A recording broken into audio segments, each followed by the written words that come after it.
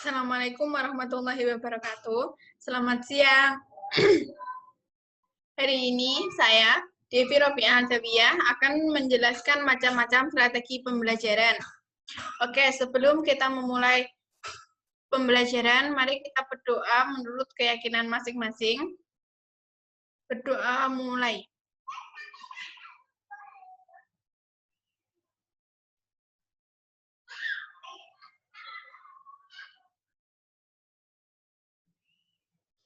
Semoga ilmu yang kita dapatkan hari ini dan kita pelajari bisa bermanfaat. Amin. Oke, kita mulai.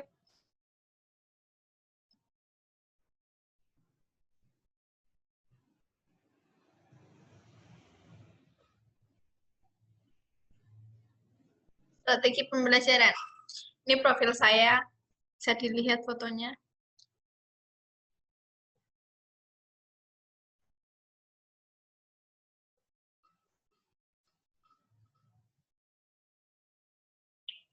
Macam-macam strategi pembelajaran.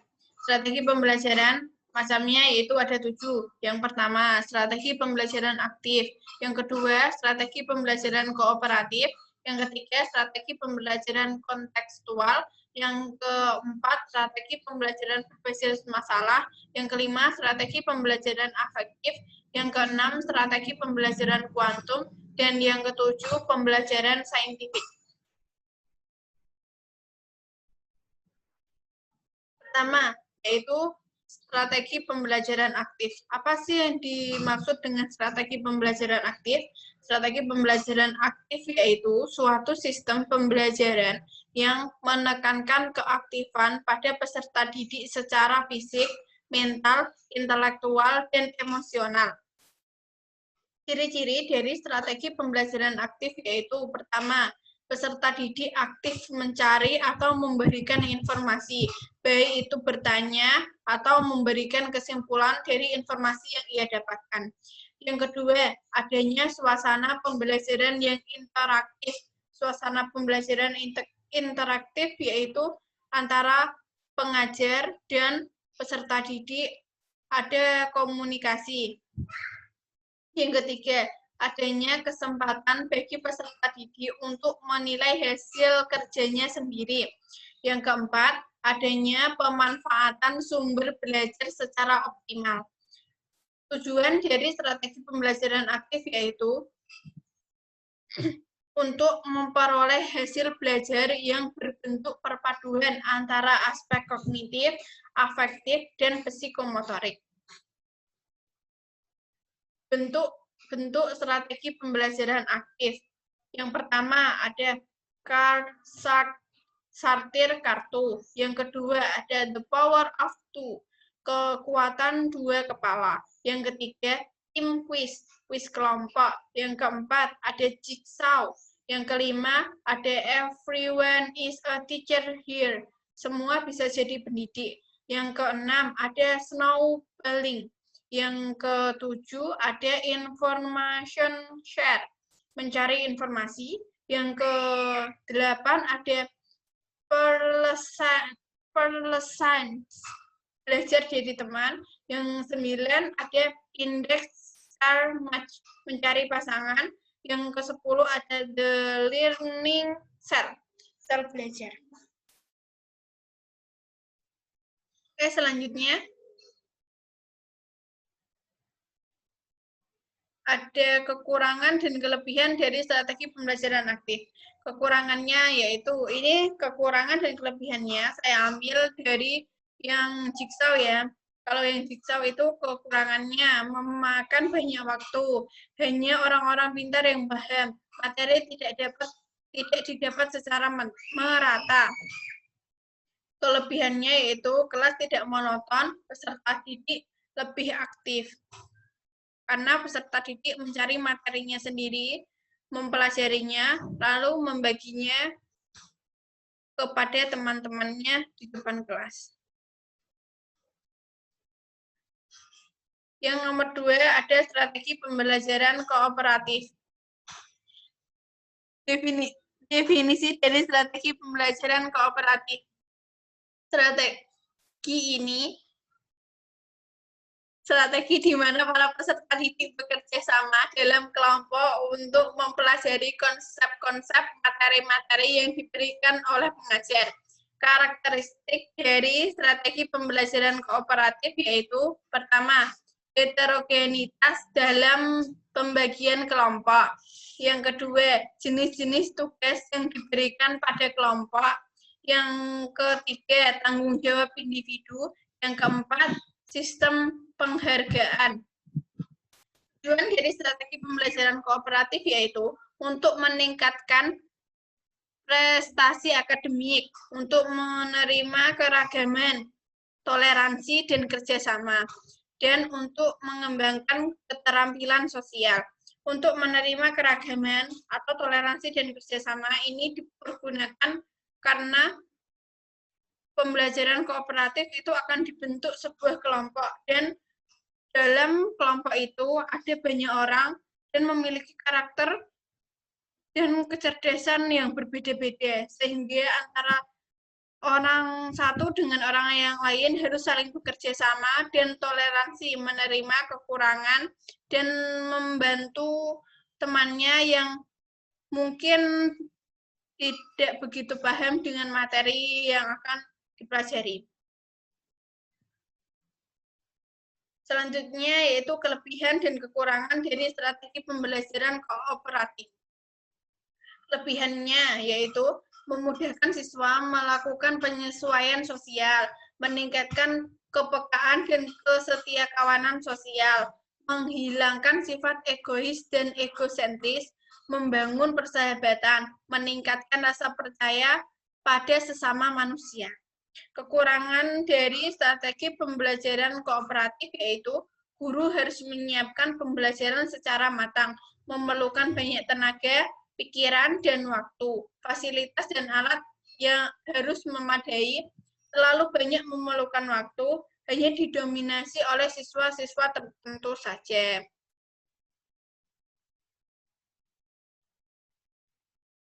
Yang ketiga ada strategi pembelajaran kontekstual. Strategi pembelajaran kontekstual yaitu suatu strategi pembelajaran yang menekankan kepada proses keterlibatan peserta didik untuk menemukan materi yang dipelajari dan menghubungkannya dengan situasi kehidupan nyata, sehingga mendorong peserta didik untuk dapat menerapkan dalam kehidupan mereka.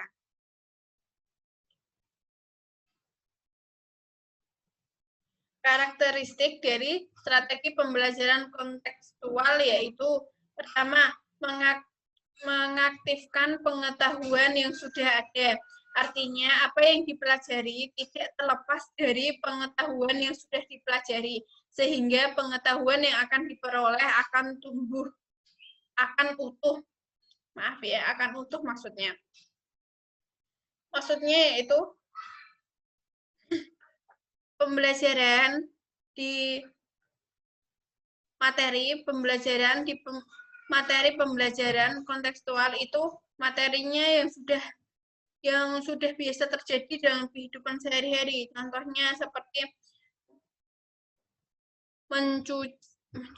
menjemur pakaian di bawah sinar matahari. Para peserta didik pasti sudah tahu dan biasa melihat itu dilakukan oleh orang-orang di sekitarnya. Tapi mereka tidak tahu kenapa setelah dijemur di bawah sinar matahari, itu pakaian yang awalnya basah menjadi kering. Nanti kita pelajari lebih detail seperti itu. Contoh lain yaitu pembuatan garam laut. Terus karakteristik yang kedua yaitu pemerolehan dan penambahan pengetahuan baru. Pengetahuan diperoleh dengan cara deduktif, dimulai dengan mempelajari keseluruhan, lalu diperhatikan setiap detailnya. Kita belajar yang umum yang biasa dilakukan di masyarakat, lalu nanti dipelajari lebih menjurus lagi ke hal itu. Pemahaman pengetahuan Pengetahuan yang diperoleh tidak untuk dihafal, namun untuk dipahami dan diyakini. Karena biasanya yang dihafalkan itu akan lebih cepat hilang atau lebih cepat lupa, sedangkan yang dipahami cenderung lebih susah untuk lupa.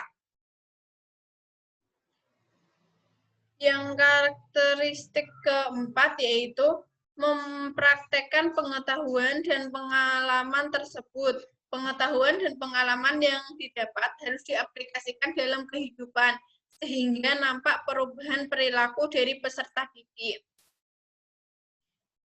Materi dan pengalaman yang sudah diajarkan itu sebaiknya diamalkan atau dipraktekkan dalam kehidupan agar bisa bermanfaat. Terus karakteristik yang kelima yaitu melakukan refleksi terhadap strategi pengembangan pengetahuan. Dilakukan untuk proses penyempurnaan dan perbaikan strategi. Tujuan dari strategi pembelajaran tersebut yaitu untuk memotivasi siswa memahami makna materi pembelajaran yang dipelajarinya dengan mengaitkan dengan kehidupan sehari-hari, agar dalam belajar itu tidak hanya sekedar menghafal, tetapi perlu dengan adanya pemahaman untuk mengembangkan minat pengalaman siswa. Dan yang terakhir tujuannya yaitu agar pembelajaran lebih produktif dan bermakna. Komponen-komponen dari strategi pembelajaran kooperatif yaitu yang pertama,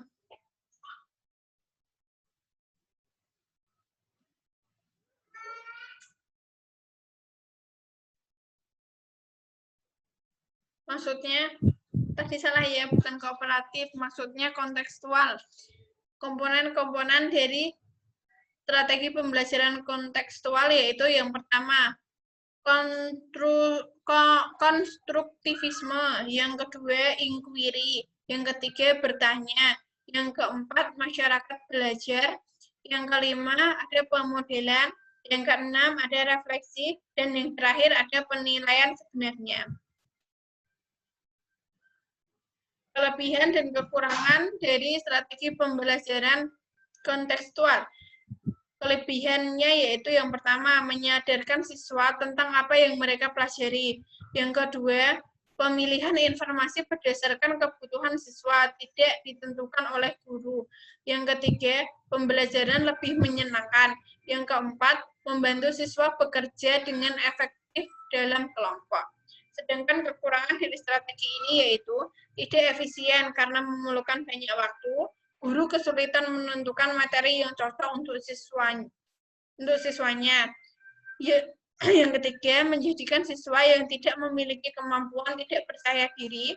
Yang terakhir yaitu pengetahuan yang didapat akan berbeda-beda dan tidak merata.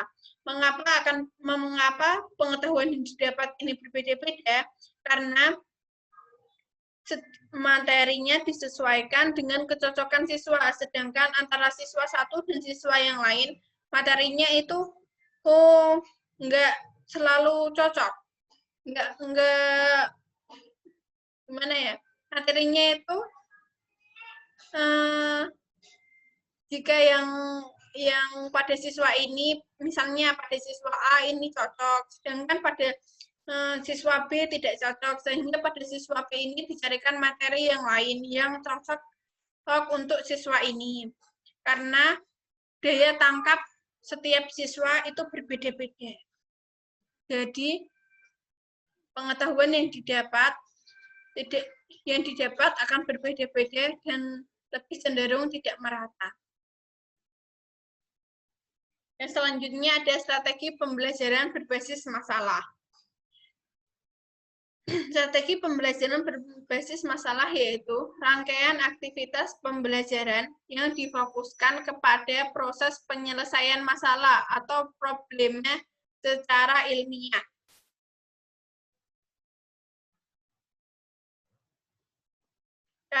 Karakteristiknya yang pertama, dari strategi pembelajaran berbasis masalah yaitu yang pertama, SPBM. SPBM itu singkatan dari strategi pembelajaran berbasis masalah ya. Ingat-ingat, SPBM itu singkatannya. Yang pertama yaitu SPBM merupakan rangkaian aktivitas pembelajaran. Maksudnya apa? Maksudnya yaitu peserta didik tidak hanya mendengar, mencatat, dan menghafal, tetapi juga aktif berpikir, berkomunikasi, mencari data, serta menyimpulkan data yang dia miliki. Yang kedua, aktivitas pembelajaran difokuskan untuk menyelesaikan masalah. Yang ketiga, pemecahan masalah dilakukan dengan menggunakan pendekatan berpikir secara ilmiah. Mengapa digunakan pendekatan berpikir secara ilmiah? Karena akan lebih urut dan tertata. Tujuan dari strategi pembelajaran berbasis masalah yaitu pertama, membantu siswa mengembangkan keterampilan berpikir dan keterampilan pemecahan masalah. Yang kedua, belajar peranan orang dewasa yang otentik. Yang ketiga, menjadi siswa mandiri. Yang keempat, mengembangkan pemikiran kritis dan keterampilan kreatif.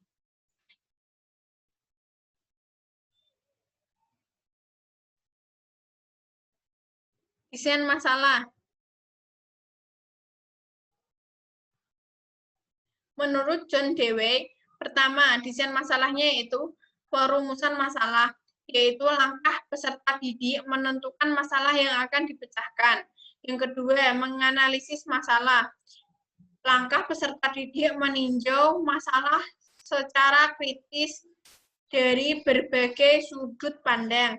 Yang ketiga, merumuskan hipotesis, yaitu langkah peserta didik merumuskan kemungkinan pemecahan sesuai dengan pengetahuan yang dimilikinya. Yang keempat, pengumpulan data, yaitu langkah peserta didik mencari dan mengembangkan informasi yang diperlukan untuk pemecahan masalah. Yang kelima, ada pengujian hipotesis, yaitu langkah peserta didik mengambil atau merumuskan kesimpulan sesuai dengan penerimaan dan penolakan hipotesis yang diajukan. Langkah-langkah dari strategi pembelajaran berbasis masalah yaitu yang pertama, menyadari adanya masalah. Jika kita tidak sadar adanya masalah, kita tidak bisa belajar karena pembelajaran ini terfokus untuk pemecahan suatu masalah. Masalah itu apa sih? Masalah yaitu kesenjangan antara harapan dengan keyakinan yang dirasakan manusia. Contohnya kayak gini deh sederhananya. Cita-cita kamu ingin menjadi polisi. Harapan kamu ingin menjadi polisi. Tapi kenyataannya kamu tingginya tidak mencukupi. Terus kamu tidak sesuai dengan kriteria, nilai-nilai rapot, atau aspek-aspek lain yang tidak memenuhi syarat pada dirimu. Itu akan menjadi masalah untukmu karena kamu ingin menjadi polisi. Nah, pemecahannya gimana? Solusinya itu apa? Nanti habis itu kita harus tahu cara merumuskan masalahnya. Nah, langkah-langkah yang kedua ini, merumuskan masalah. Pendidik mampu memfasilitasi peserta didik untuk dapat menentukan prioritas masalah dan dapat merumuskan masalah dengan jelas dan spesifik. Yang ketiga, merumuskan hipotesis. Kemampuan yang diharapkan dari peserta didik dalam tahap ini adalah peserta didik dapat merumuskan jawaban sementara dari rumusan masalah yang telah ditetapkan. Yang keempat, mengumpulkan data. Peserta didik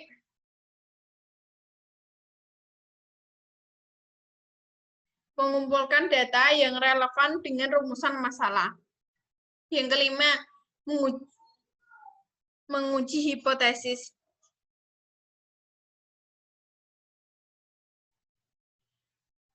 Berdasarkan data yang dikumpulkan, peserta didik dapat menentukan hipotesis mana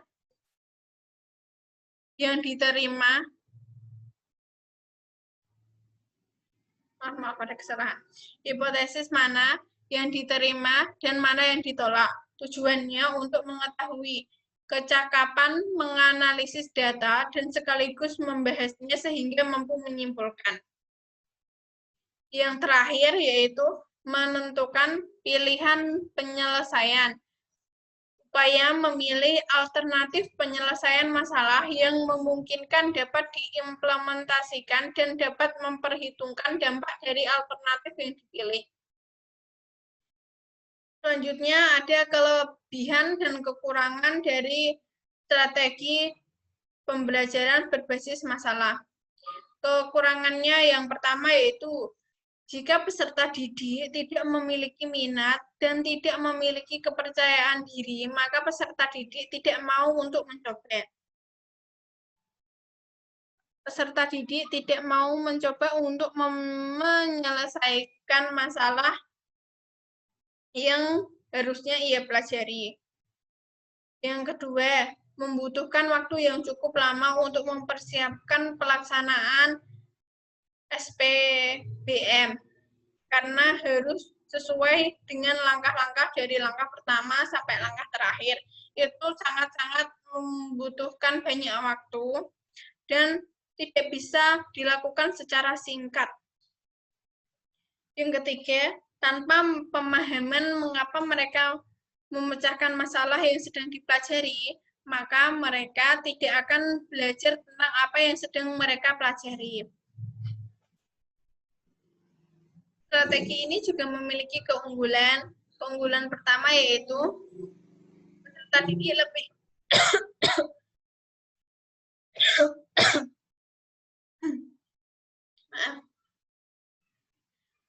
Keunggulan pertama yaitu peserta didik lebih memahami pelajaran karena dia yang mencari materi-materinya, dia mencari hipotesisnya, dia yang menguji, mengumpulkan banyak data, mempelajari, dan juga menyimpulkan. Jadi jika dia mau melakukannya, dia akan sangat lebih paham tentang pelajaran yang dia pelajari saat itu. Yang kedua, dia meningkatkan kemampuan berpikir peserta didik. Meningkatkan berpikir ini terjadi pada saat mengumpulkan data, menyimpulkan, dan menguji hipotesis, berpikir gimana cara penyelesaiannya, dan lain sebagainya. Terus membantu peserta didik mentransfer pengetahuan mereka untuk memahami masalah dalam kehidupan nyata. Jadi sehingga peserta didik itu dilatih untuk bisa menyelesaikan masalah di kehidupan yang dia jalani kehidupan sehari-harinya. Selanjutnya ada strategi pembelajaran afektif.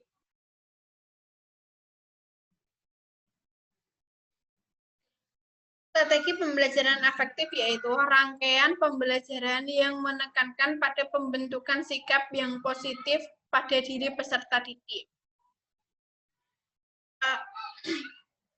Afektif memiliki 4 tingkatan. Tingkatan yang pertama yaitu normatif. Kepatuhan pada norma-norma hukum. Kepatuhan ini memiliki 3 bentuk. Yang pertama, kepatuhan pada nilai atau norma itu sendiri. Yang kedua, kepatuhan pada proses tanpa mempedulikan norma itu sendiri. Yang ketiga, ada kepatuhan pada hasilnya atau tujuan yang diharapkan dari peraturan itu. Yang kedua, ada tingkatan integralis, kepatuhan yang didasarkan pada kesadaran dengan pertimbangan-pertimbangan yang rasional. Yang ketiga ada fenomalis, kepatuhan berdasarkan suara hati atau sekedar basa-basi. Yang terakhir ada hedonis, kepatuhan berdasarkan kepentingan diri sendiri. Semakin tinggi tingkatannya, dia akan semakin patuh dengan aturan-aturan yang berlaku. Karena kesadaran pada diri untuk patuh pada norma-norma itu sangatlah sulit kalau dia tidak paham dan tidak sadar akan kebutuhan dirinya sendiri.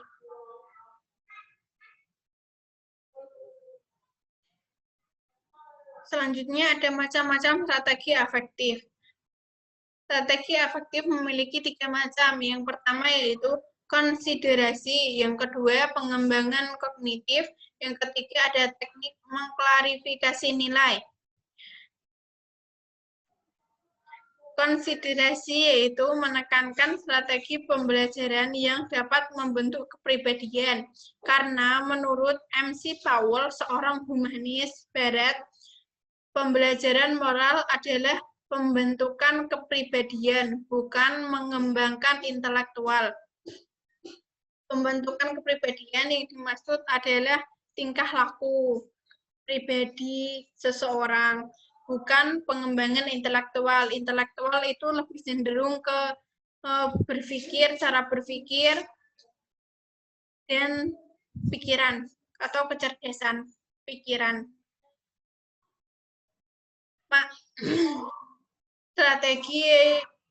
Macam strategi pembelajaran afektif yang kedua yaitu pengembangan kognitif.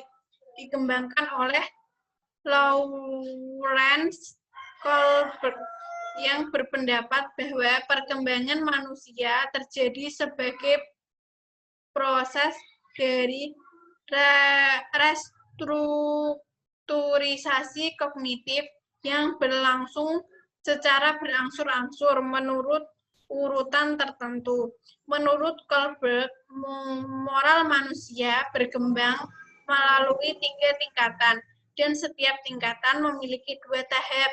Tingkatan pertama ada prakonversional, tingkatan kedua ada konvensional, tingkatan terakhir ada postkonvensional.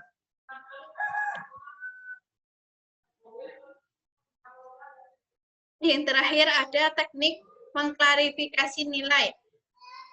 Teknik pembelajaran untuk membantu peserta didik dalam mencari dan menentukan suatu nilai yang dianggap baik ketika menghadapi suatu persoalan melalui proses menganalisis nilai yang sudah ada dan tertanam dalam diri peserta didik.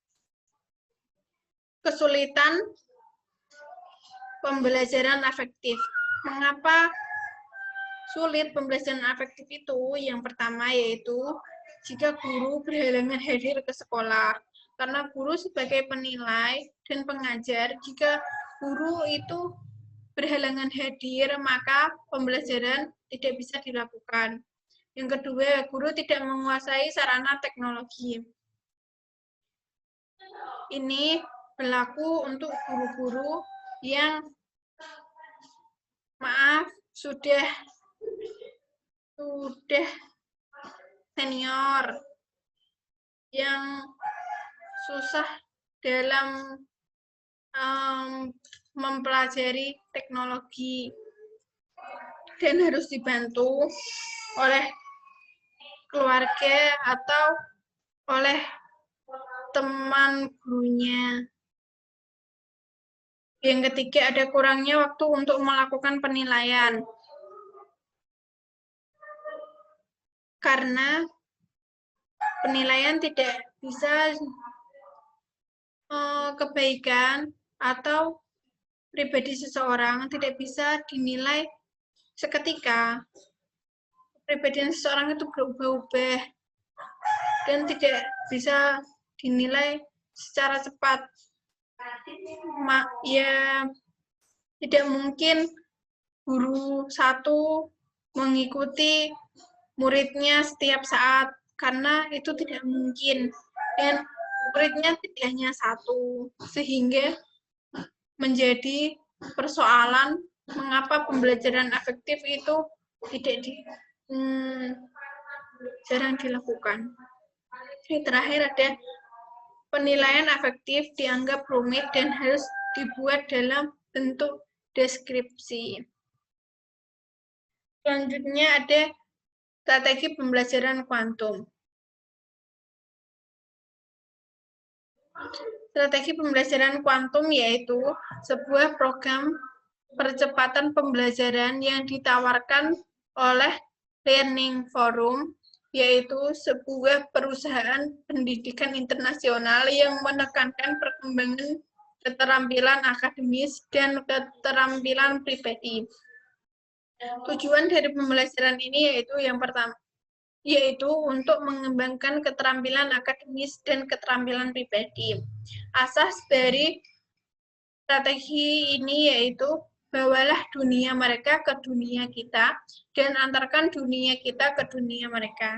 Maksudnya, kita sebagai pendidik itu harus paham dengan dunia mereka, dunia peserta didik, harus memahami agar kita mudah untuk menyelami kehidupan mereka dan untuk memberi saran-saran yang tidak menyinggung mereka, memberi motivasi kepada diri mereka untuk menjadi seseorang yang lebih positif, lebih bermanfaat, dan untuk menjadikan mereka lebih terbuka kepada kita dan menjadikan kita tidak hanya guru, tapi menjadi sahabat mereka, pendengar yang baik untuk mereka.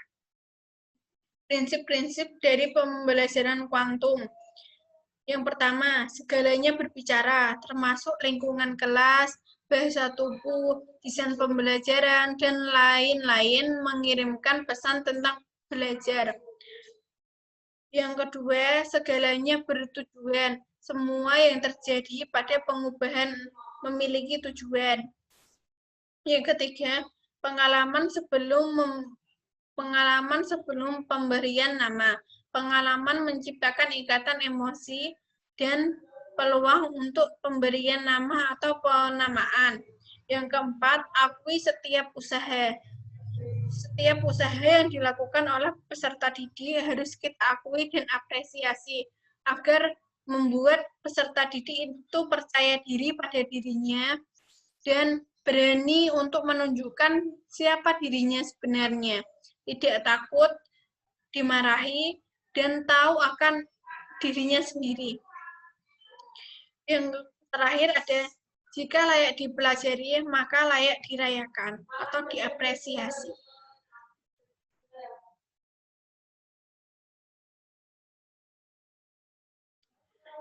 Langkah-langkah pembelajaran Langkah-langkah pembelajaran kuantum. Yang pertama, suasana yang memberdayakan. Yang kedua, landasan yang kokoh. Landasan ini adalah ideologi yang ditanamkan kepada murid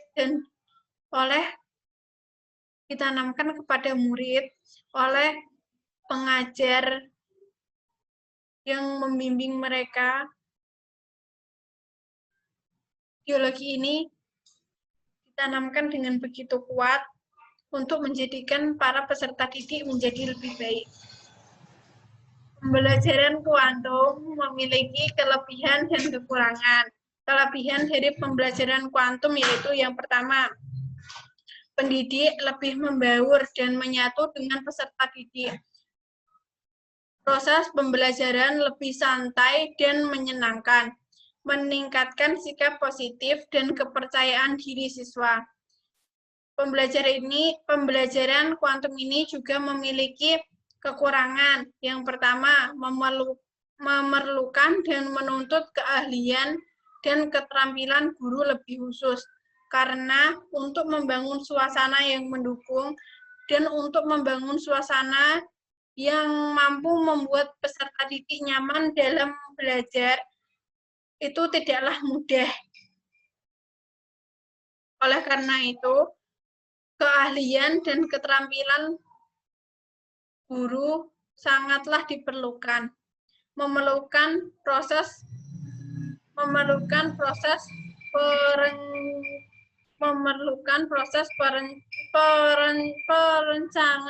perancangan dan persiapan pembelajaran yang cukup matang dan terencana dengan cara yang lebih baik. Adanya keterbatasan sumber belajar, alat belajar, dan menuntut situasi dan kondisi serta waktu yang lebih banyak.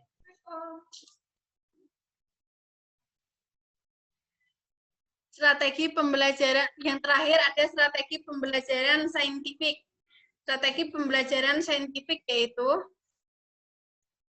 model pembelajaran yang menggunakan kaidah-kaidah keilmuan yang memuat serangkaian aktivitas pengumpulan data melalui observasi, menanya, eksperimen, mengolah informasi atau data, dan kemudian mengomunikasikannya. Tujuan dari strategi pembelajaran saintifik yaitu yang pertama, untuk meningkatkan kemampuan berpikir peserta didik. Yang kedua, membentuk kemampuan dalam menyelesaikan masalah secara sistematis. Yang ketiga, menciptakan kondisi pembelajaran supaya peserta didik merasa bahwa belajar merupakan suatu kebutuhan. Yang terakhir, mengembangkan karakter peserta didik. Prinsip dari strategi pembelajaran saintifik yaitu yang pertama, pembelajaran berpusat pada siswa. Yang kedua, pembelajaran membentuk student self-concept. Yang ketiga, pembelajaran terhindar dari verbalisme, kekerasan dalam pembelajaran. Yang terakhir ada pembelajaran memberikan kesempatan pada siswa untuk mengasimilasi dan mengakomodasi konsep, hukum, dan prinsip.